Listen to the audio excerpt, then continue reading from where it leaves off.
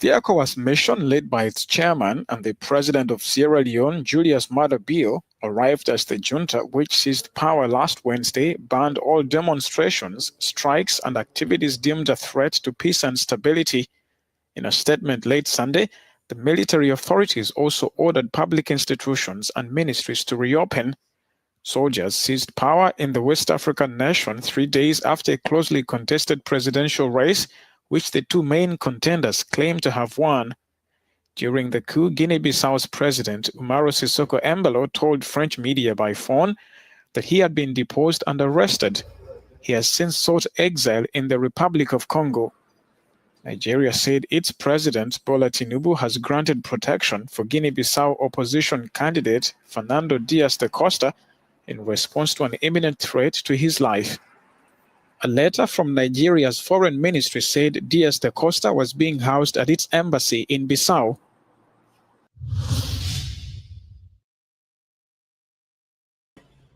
All right. Welcome to This Week in Africa, your weekly live stream. We talk about all things Africa related. You will have to forgive my internet connectivity because I am in Sierra Leone. And before we get into it, today's stories, let's kind of do a quick rundown and we'll do some intros really quickly. So Guinea-Bissau's quote unquote fake coup exposed. We are going to talk about the rising tensions in Nigeria and the security issues, defense minister resigning, Trump's continued changes to his relationship or the United States relationship with the continent of Africa, the Miss Universe scandal with Ivory Coast, the Masamara stampede, and migration challenges, and if we have some time, the Tanzania's family-run government. But before we get into those stories, we like to do some introductions. So I'll turn it over to our co-host before I introduce myself.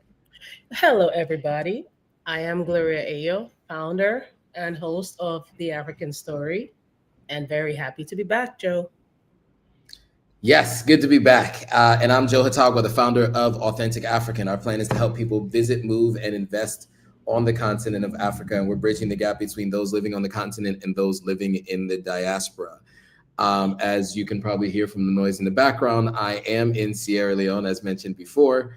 And so bear with me on my internet connectivity challenges. So, and I know I said that earlier, but I do have to reiterate it because it is a thing. How was your holiday? Sorry? How was your holiday? Holiday was great. By the way, yes, for those of you who are watching, we didn't go live last week because of Indigenous Peoples Day, as some people are now calling it, formerly known as or otherwise known as Thanksgiving, disguised as a feast. But it is a chance for people to get together and give thanks. So you can utilize it for that, but also make sure that, those who are there are fully aware of the real history of what happened in those United States with the indigenous people. But mine was great. How was yours? It was lovely. Now I can't say I had a feast because of this wonderful history you just shared. So very necessary history. It is, absolutely. I can't tell you what I really did anymore, but it's okay. But thanks for pointing that out. It's very important. It is really important. And that's a conversation for a whole nother time and a whole nother live stream. But we focus on Africa-based content. So what you saw in that opening video was the mission led by the chairman and president of Sierra Leone. He's also the chairman of ECOWAS, Dr. Julius Maada Bio. He arrived as the military government, which seized power last Wednesday, banned all demonstrations, strikes, and activities regarding the threat to peace and stability in Guinea-Bissau. Guinea-Bissau is a West African nation, not talked about as much as some of the other countries we hear about in West Africa. But they did have a presidential election while we were on break, and there was a supposed coup. Now, I do want to mention that the opposition leader, Fernando Diaz, who's the main challenger in last week's, 2 weeks ago's contested presidential vote, he claimed he won. It seems clear that he won. And there's also questions about whether the coup was staged. So we'll watch a video and then we'll give some commentary on the other side.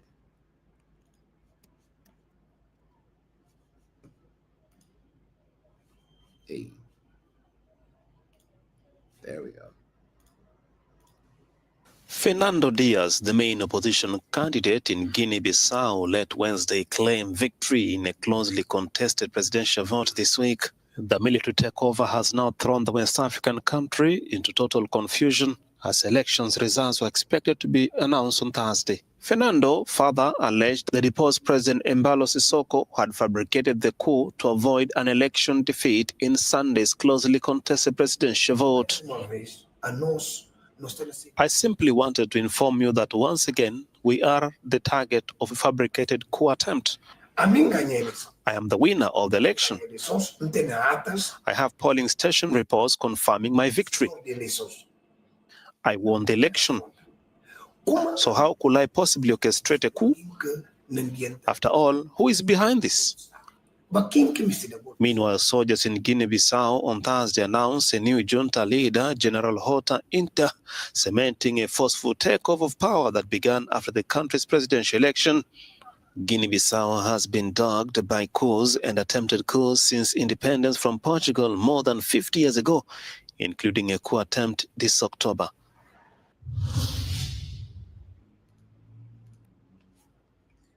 All right. Gloria, your thoughts on the quote-unquote fake attempted coup or the attempted coup and the contested elections in Guinea-Bissau? Yeah, this claim that President Embalo orchestrated a self-coup or a fake coup just hours before the official election results were due is actually not news.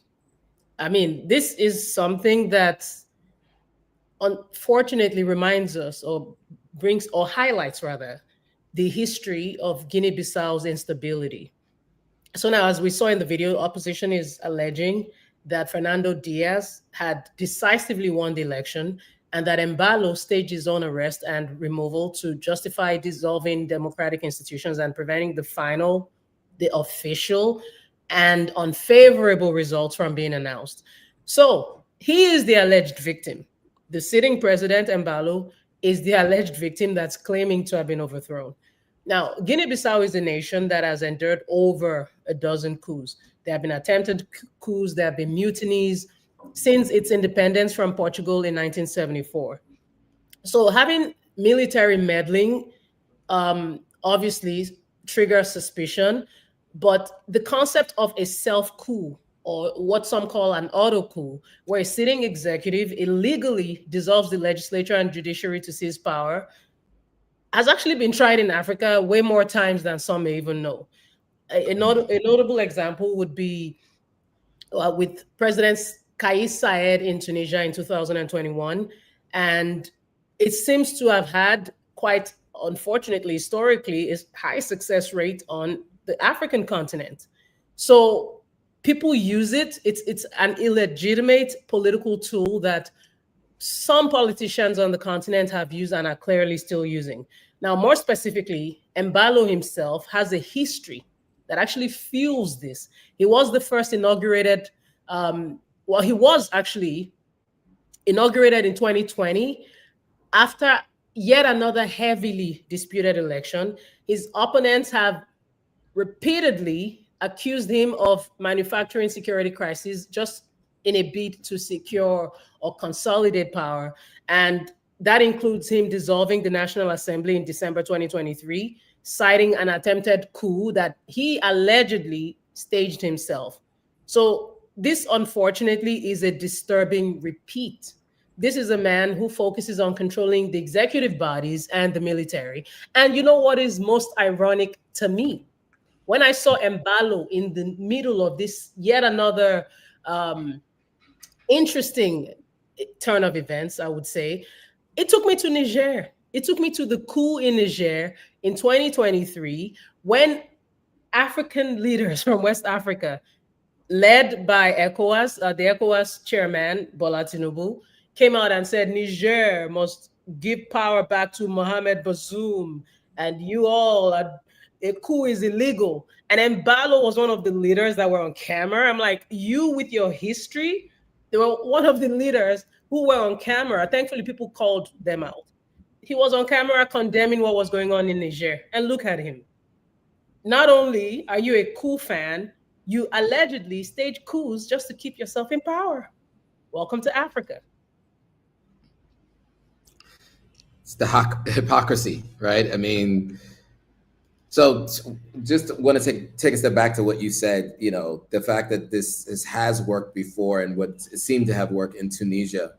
You know, you can see that this is, you know, this sets a precedent, right? It sets a precedent for those who want Western-backed help to ensure they stay in power, right?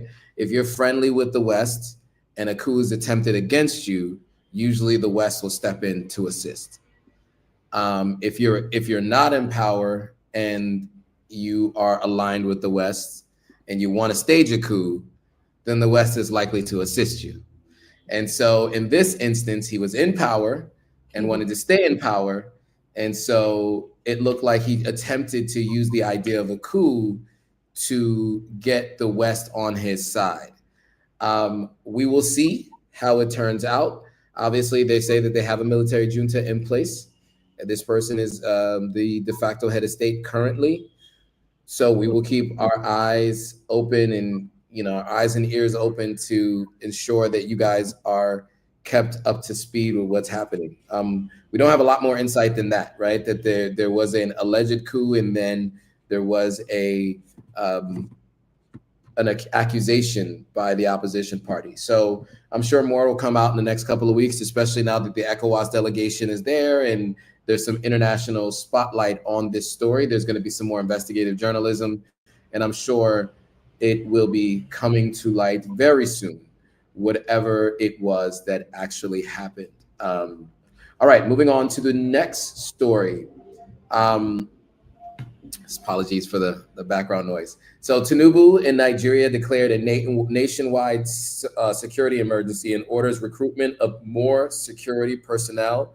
This is in lieu or because of the constant kidnappings and unalivings of people all over the country of Nigeria. It had been initially, I think most people had said it had been happening solely in the north, but it's entering into major cities, Abuja, which is the capital of Nigeria, and other places around the country. And so we are going to play this video and have some commentary on the other side.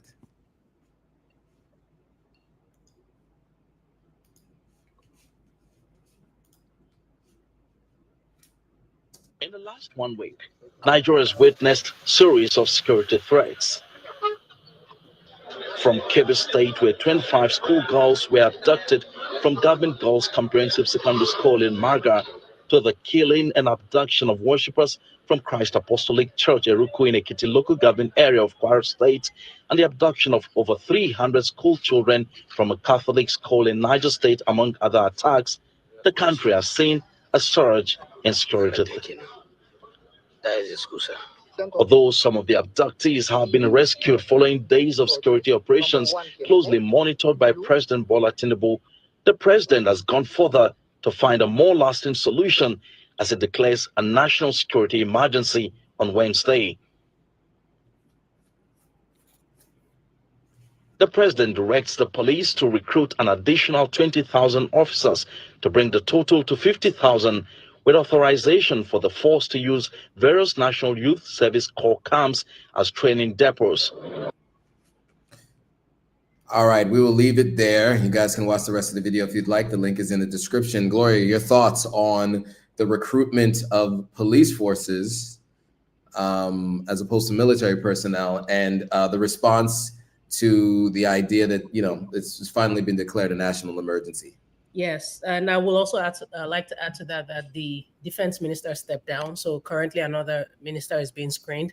I have seen videos of him where people have seen him speaking at like Christian events and saying perhaps he would care more, you know, for those who actually do believe that there is in fact a Christian unalivement going on.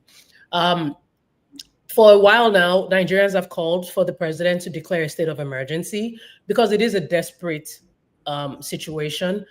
And declaring a state of emergency is very necessary considering what is going on. Now, him making that declaration is basically an acknowledgement of the complete collapse of security across Nigeria, because this has now morphed from what was once described as a regional crisis into a profound national threat. Yep.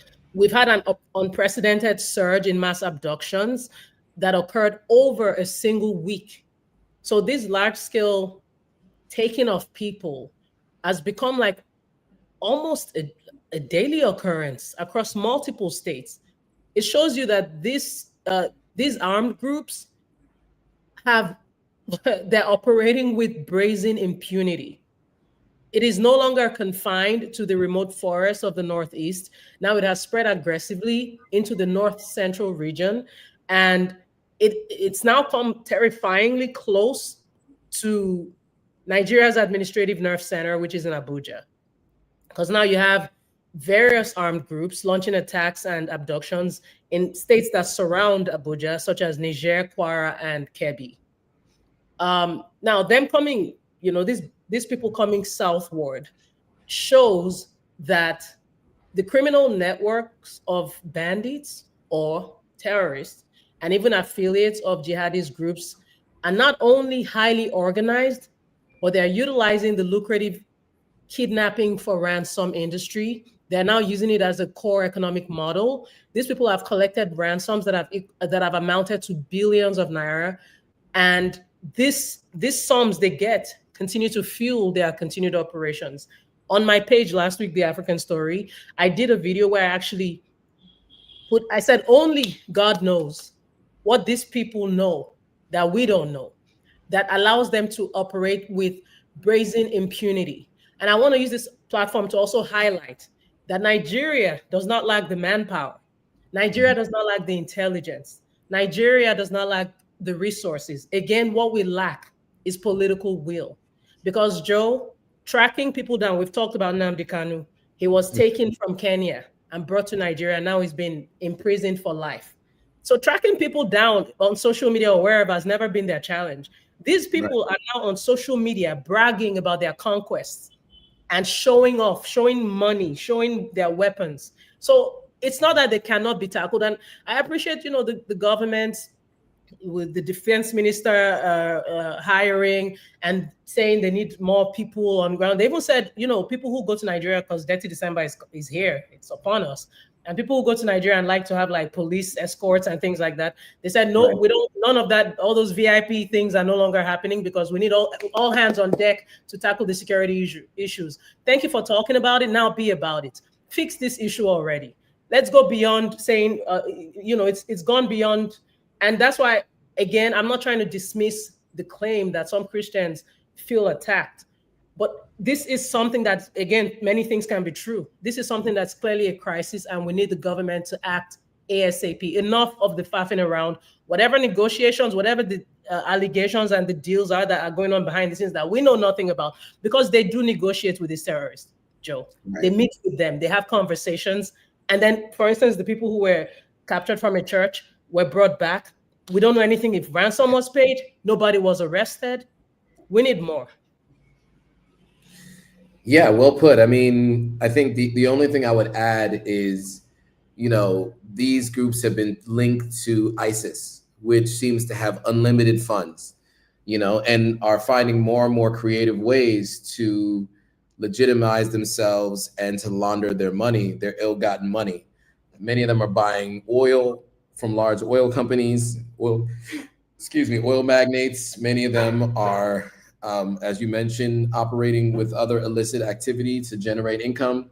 But they're also getting funding from other terrorist cells and terrorist groups around the world. So, this is a continuation of the conversation that's been had for many years, but it was specifically just speaking to the North. It seems like there are other aspects, other parts of the country that are being potentially, I would say, affected by the kidnappings and the unalivings that are happening by this group. All right. So with that, we can get to the next story. And this is to speak to the Nigeria's defense minister stepping down. In the interest of time, we won't go into the video. You mentioned it. Yeah. I think what we can do is we can go into the next story. The Presidente of the United States, Donald Trump, has a Sierra Leonean accent because you're in Africa. I am. I'm on the ground, so I'm using the accents now. He has sent out a Truth Social post saying that his administration will work to permanently pause migration from all third world countries to allow the U.S. system to fully recover. His comments came after Afghan national was identified as the suspect in the shooting of 2 National Guard members in Washington, D.C. From what I understand, the Afrikaners of South Africa may still continue to seek refuge in the United States. And we spoke to this at length previously, but anyway, we'll get to this video and we'll give some commentary on the other side.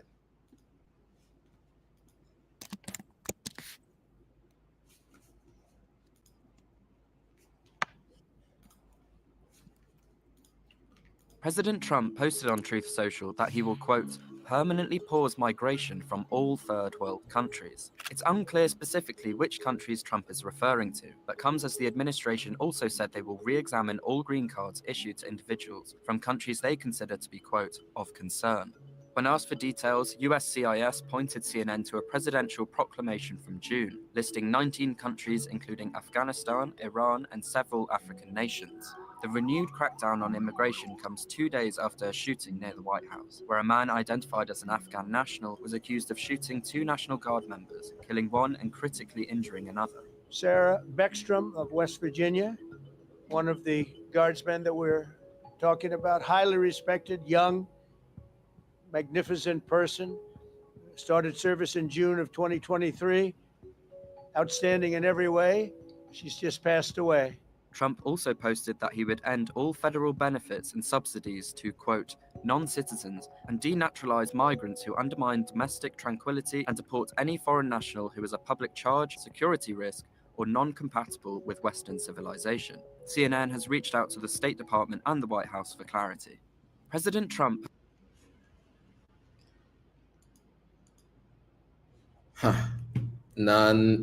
Anyway, your thoughts, Gloria, on this story, I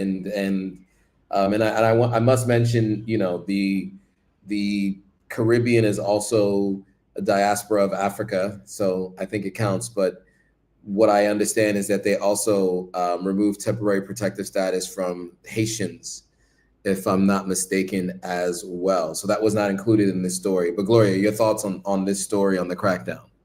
Yeah, and I would, you know, the video you sent to me where the press secretary was talking about, you know, the pause on migration from third world countries or refugees from third world countries, with the exception of South African Afrikaners who she said are being persecuted.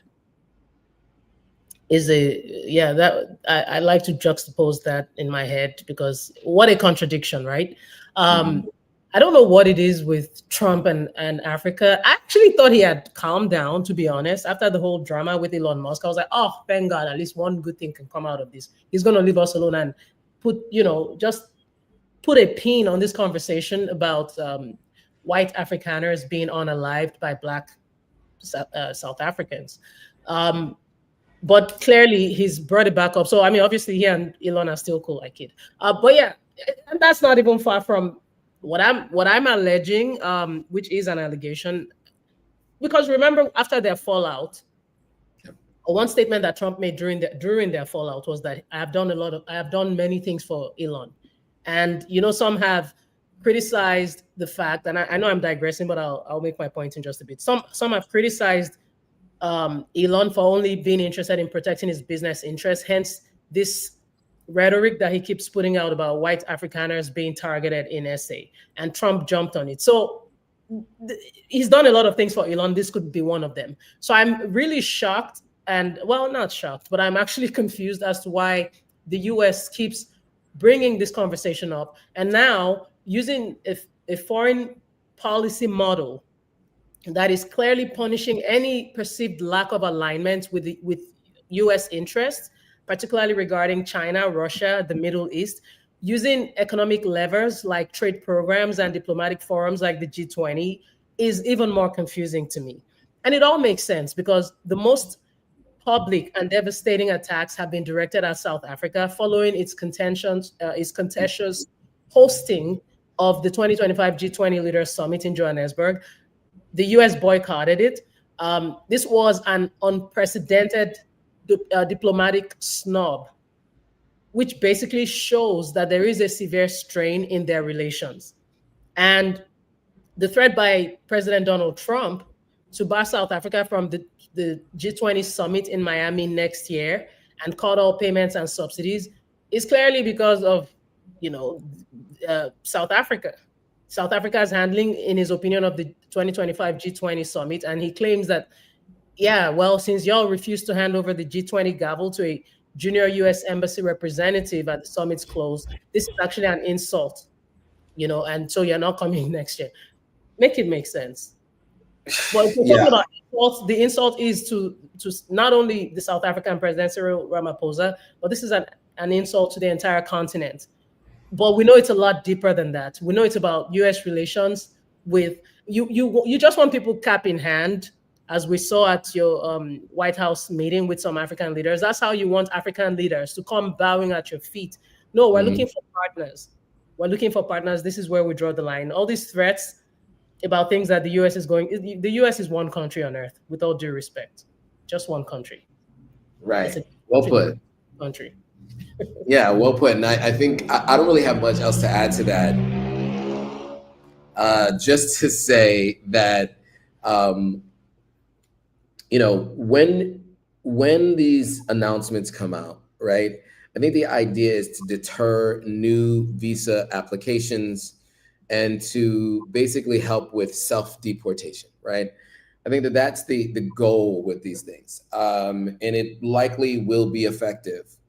Unfortunately, you're sending people back to a place, especially with no longer offering asylum to the Haitian migrants, sending people back to a place which has been completely damaged by earthquake, floods, other natural disasters that have really hit that island and really affected people. And so, the fact that they're making these restrictions is just punishing people who are following the laws that are in place, and just for the sake of being able to say you've done something on immigration. Now, we are at time, and we did have 2 more stories, but maybe we can go over them next week. There was the Kenya Ritz-Carlton discussion, and then the family-run government in Tanzania, which I definitely think we need to talk about. So maybe we can keep those for next week, if that's okay with you, Gloria. Sure. And for those of you watching, hopefully you guys will be back next week to watch that interview. If you haven't already, hit that subscribe button, subscribe to Gloria's channels, subscribe to Authentic African, follow us on both channels and on Instagram. And also make sure you share this with anybody and notify them anytime a new video comes out. All right, and with that, thanks for watching. We'll see you guys all next Thursday. Thank you. Bye-bye.